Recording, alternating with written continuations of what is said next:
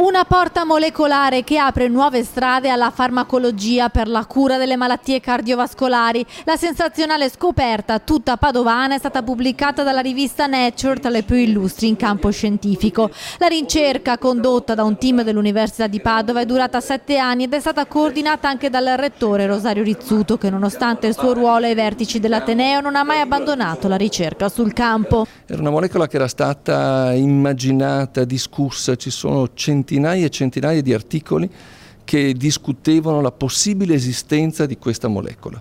Noi non solo l'abbiamo identificata, quindi questa molecola esiste, abbiamo dimostrato che effettivamente la molecola che protegge il cuore in condizioni di ischemia, e avere a disposizione questa molecola apre la possibilità di una farmacologia mirata. La scoperta del team padovano riguarda un importante canale, quello del potassio, che è in grado di gonfiare i mitocondri, la parte più importante delle cellule, quella che produce energia. Sono due ioni abbastanza simili, ma in realtà svolgono un ruolo totalmente diverso. Quello che fa il calcio porta un segnale e fa in modo che alcuni meccanismi funzionino più o meno velocemente. Quello che fa il potassio invece è quello di far entrare acqua all'interno dei mitocondri, farli gonfiare e renderli più efficienti a lavorare in generale.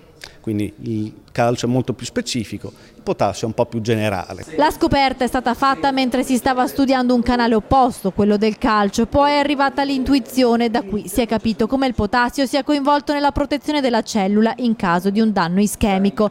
Traducendo in termini più semplici, la cellula diventa meno vulnerabile e meno esposta ad un danno provocato da infarto o ictus. Alla luce di questi risultati straordinari si aprono nuove prospettive di cura. Ora la parola passa alla farmacologia, che dovrà mettere a punto nei prossimi anni una molecola che interverrà in caso di infarto alle prime avvisaglie di questa patologia.